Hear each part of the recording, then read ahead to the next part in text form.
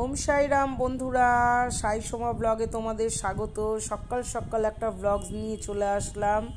ঘুম থেকে উঠে দেখি আমার কর্তামশাই আমাদের ছাদ দিয়ে ঘ্যাটকল বা খারকল যাই হোক যেইটাই বলো ওই পাতা কেটে নিয়ে এসছে, প্রচুরই হয়েছে।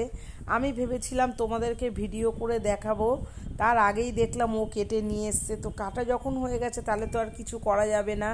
এই দেখো সেগুলো। আর আমি এইটা করব হচ্ছে কাঁচা লঙ্কা, রসুন, টমেটো এবং পেঁয়াজ দিয়ে। একটা ছোট্ট পেঁয়াজও দেব। আর জানো তো বন্ধুরা, এক একজন এক এক রকম পদ্ধতিতে করে। কেউ আছে যে কাঁচা বেটে নিয়ে তারপরে তেলে সাতলায়, আমিও করেছি এরকম। আর আজকে করব একটু অন্য রকম পদ্ধতিতে। প্রথমে রসুন, তারপরে পেঁয়াজ, কাঁচা লঙ্কা, টমেটো দিয়ে দেবো। দেবার পরে হচ্ছে ভালো করে নাড়াচাড়া দিয়ে দেবো। দিয়ে এবার নুন, হলুদ, মিষ্টি দিয়ে তারপরে খারকোল পাতাটাকেও দিয়ে দেবো। দিয়ে ভালো করে নাড়াচাড়া দেবো, দিয়ে যতক্ষণ না ভাজা না হয়। আর জানো তো বন্ধুরা, আমার ছাদে কিন্তু কমলা লেবু হয়েছে, বেগুনও হয়েছিল, আর একটাই বেগুন রয়েছে, লঙ্কা হয়েছে। এটা কিছুই না, জানো তো খুব আনন্দ লাগে যখন নিজের বাড়িতে কিছু হয়।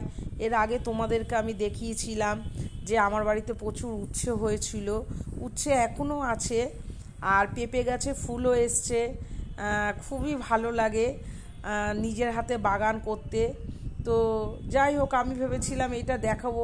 খারকোল পাতা দেখো, খুব যে দাম তা না, বাজারে 5 টাকা আটি নেয়। তো এইটা নিজের ছাদে হয়েছে, তো এইটাই একটা আনন্দ। আর এই বাটা যদি ঠিক করে, যে কোনো বাটা ঠিক করে করা যায়, সেটা কাঁচকলার চোকলা হোক, বা পটলের চোকলা হোক, বা ঝিঙের চোকলা হোক, বা চিচিঙ্গার চোকলা হোক, সত্যি সুস্বাদুভাবে যদি করা যায়, একতলা ভাত খাওয়া যায়, আর মাছ মাংস লাগে না। তো আমি এইভাবেই করলাম। দেখো আমার ভাজা হয়ে গেছে। এবার আমি ভালো করে ঠান্ডা করে মিক্সিতে পেস্ট করে নেব।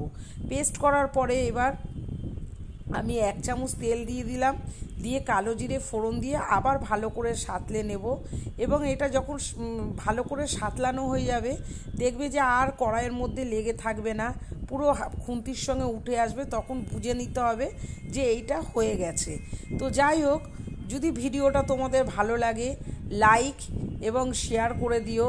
আর যদি মনে হয় যে আমার কোনো ভুল বা আরও কিছু দরকার ছিল, সেটা কমেন্টের মাধ্যমে তোমরা জানিয়ে দিও, আমার খুব ভালো লাগবে।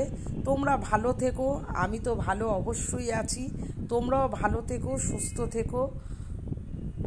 আর অলরেডি আমার হয়ে গেছে, এই দেখো। এবার আমি ভাত খাবো, খাওয়াটা আর দেখাবো না। তো আজকের মতো এইটুকুন। ওম সাই রাম, বাই।